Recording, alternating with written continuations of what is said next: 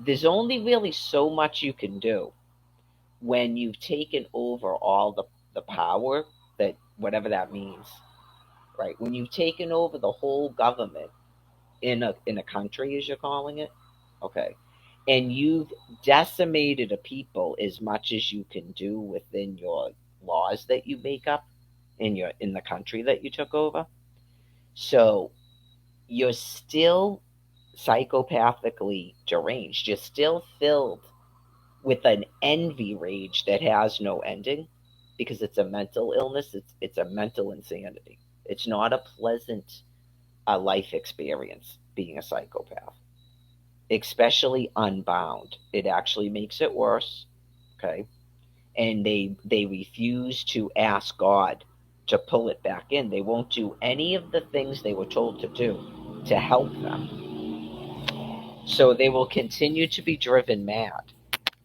Not they're going to drive me mad. Sometimes they project what God is telling them, to, as God is explaining to them what's going to happen to them, because they won't do what they were told to do for their own dying off process. So it's still an envious rage that never goes away. Okay. In fact, sometimes it grows because they can't make up the bad things about me that they tried to make up. There's no secret thing about me that makes me good. There's no secret bad thing I've done to be pretty or fit or funny or intelligent or a good mother.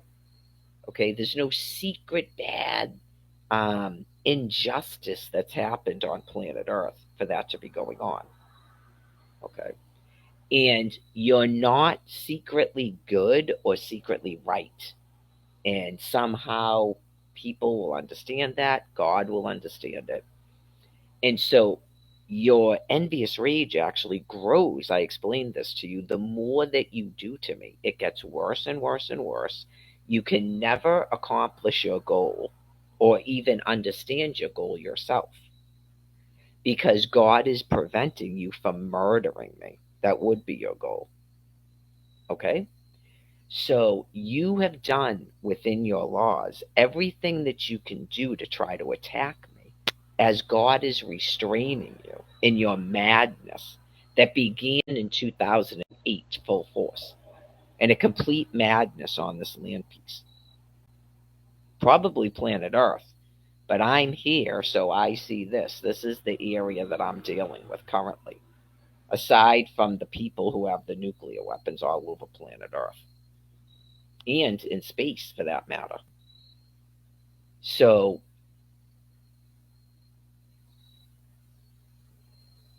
was that it? Oh, I'm doing the. That's it? I know I started doing that thing where I thought I was thinking for myself for a second. Oh, okay. Thank you. So, because you're being restrained and you still have that madness, but nothing to do because you've boxed yourself in, as I told you were doing, it becomes sort of wicked, super duper weird and introspective. Like that is when your species begins to do that thing where you're going to do psychological terror on me. Okay, that's when you start getting like that. Okay, because you've taken everything away from me. Okay, all I do is be in this room. I'm in your internet prison. I take a daily walk. You were agitated by walking out to Quincy. You saw me talking to people. You became agitated. I was attacked by two of your members and members out in Quincy. Having a boyfriend, having a friend, having a smile on my face, looking healthy, having clothing again, all of it. Because you have to see it and it drives you further insane. Okay. So then you had to do all the weird stuff, and you don't have any children, and here's a voucher takeaway, and all that other nonsense that went on. Attacking me and Brian, getting rid of Brian. Brian's dead. Brian's in the trailer, all of it. Brian doesn't want you to know. Brian's a druggie, all this crap. Okay? So now you're going to shut off the money. That's the latest thing. And so that is why you began to forte into this weirdness about you're going to pretend to be my kidnapped daughter. Um, she doesn't know that much about me. Brian doesn't want me to know. I'm psycho. In that case, I don't have any friends. Um, what's real? What's not real? All of those things that you've been doing for what, 2 years now? Okay, that's why you're doing it. Psychopathy and having a psychopathic mission is not good. Like serial killers that go around, you ever hear about how they actually feel relieved when they become arrested by the police and put in jail because they are safer and happier in a prison. You keep trying to put me in one when you yourselves probably wish you were in one.